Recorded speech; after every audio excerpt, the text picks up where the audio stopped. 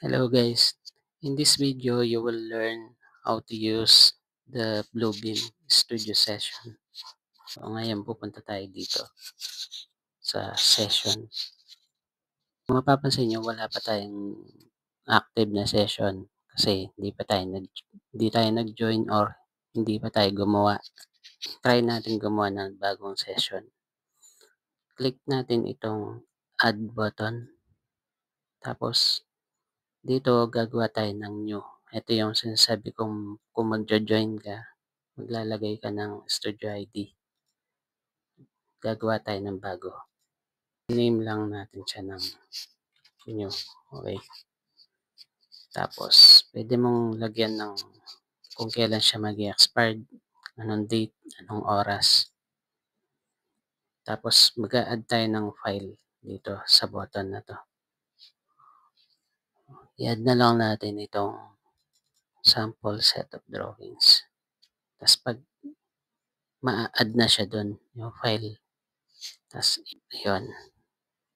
Ngayon, nagbukas na siya, di ba? Nakita nyo na ngayon, meron na siyang laman dito. At kung mapapansin nyo, ako pa lang yung naka-online dito. Meron ng umiilaw na documents, ayun. Nag-generate siya hanggang, wait nyo lang yan. Ngayon, para, ayun, nakita nyo yung record. Ni-record niya, ako yung nag-join tapos nag-add ako ng file. Di ba?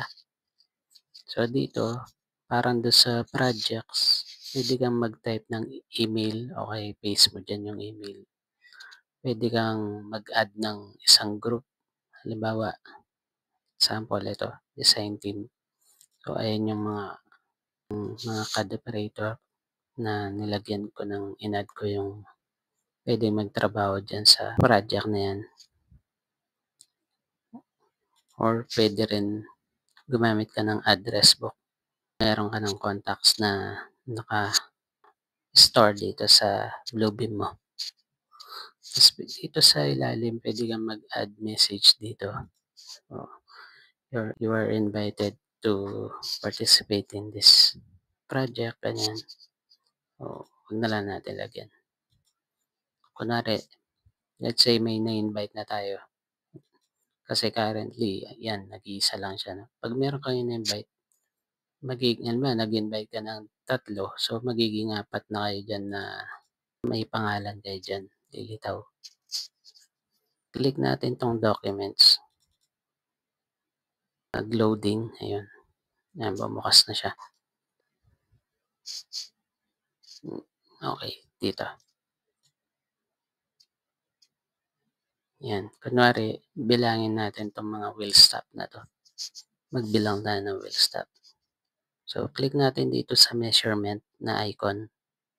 Tapos, click natin dito kasi hindi natin nakikita. So, yung mga nakatago na icon na dyan. Click natin tong count. Tapos, palitan natin to ng WS. Kunwari, short for wheel stop.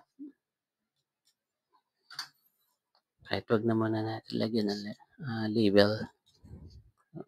Mag-click lang tayo. Count. No? Count natin sila. Yan. Lahat ng wheel stop. Yan. Now, tapos na yan.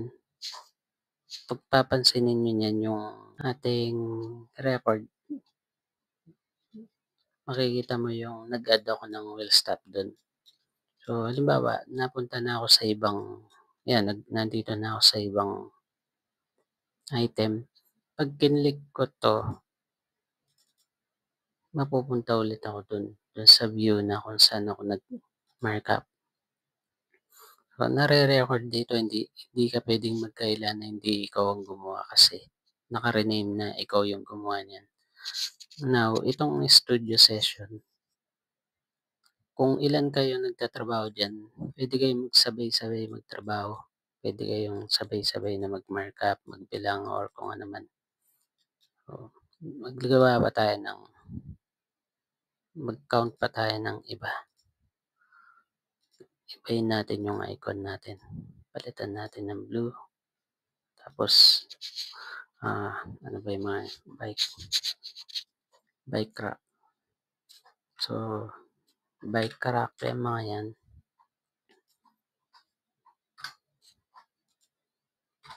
Bike rack. Okay, 1. Magbibilang tayo ng mga bike rack. Yung bike rack. Pwede rin markup dyan, guys. Pwede. So, mag-type tayo ng Q.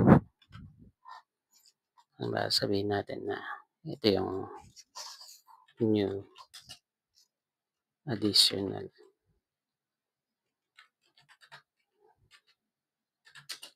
DR.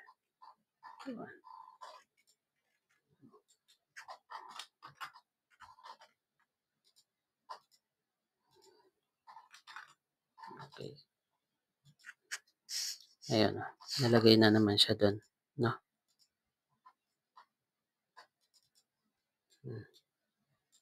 So, kahit na nasa ibang floor pa kayo, example, punta tayo sa ibang floor, punta tayo dito. Magbilang tayo ng, or magsukat tayo ng fence.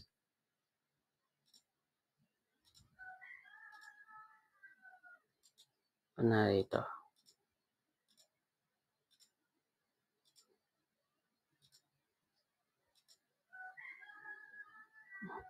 Kunwari, 1:100. Okay.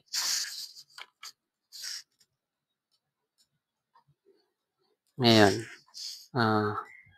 pag pumunta tayo dito, pag kinlik natin itong WS o kaya itong BR1, mababalik tayo doon sa sheet na yan. Ayan o. Diba? Pag pumunta ka sa fence, babalik ka dun sa fence na sheet. Pero magkaibang sheet yan. O ganun yan.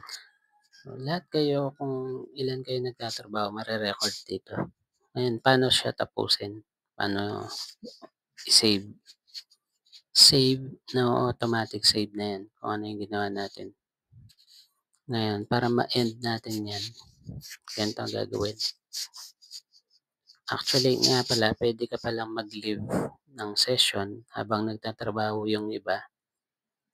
Diba? Try natin mag-leave. Okay? Nag-leave tayo. So, nag-CR tayo or nag-break, ganyan. Tapos pag bumalik tayo dyan, makikita mo, nandyan pa rin yung ginagawa. Nandyan pa rin siya kasi hindi naman natin tinapos yung session. So, nandyan pa rin yung mga minarkup nyo kanina. Ayan, nandyan pa rin siya. So, kung nagtatrabaho pa rin yung mga kasama mo, dadatnan mo pa rin sila dyan. So, dito, click mo lang ito, tapos finish session. Pag finish mo yan, magtatanong siya kung saan mo siya gustong i-save. So kunwari, i-save mo siya dyan. Pwedeng mag-subfolder ka, pwedeng hindi. Pwedeng i-overwrite mo yung dati. So, ganyan na lang. Tapos, itong naka-check na to, ito yung maganda dito. Nag-generate siya ng report. Ayan o. So, i-okay natin na. So, nag-close na siya. Nag-finish na yung session natin. Na-save na siya. Masisave siya automatic. Tapos, lahat ng minarkup nyo, kayong magkakasama, kayong lahat, masisave siya. Ayan, wala nang active na session, meaning nagsara na yung session natin. Okay? Ito yung report. Ayan, kung sino yung mga nagtrabaho, kung anong item in-add nila. So, nandyan pati yung date, pati yung time at anong file. So, kung sino nagtrabaho, kung anong document yan. Nandyan lahat. Kung ilan kayo, kung madami kayong nagtrabaho dyan, yan. Naka-record lahat yan. So, that's it for this video.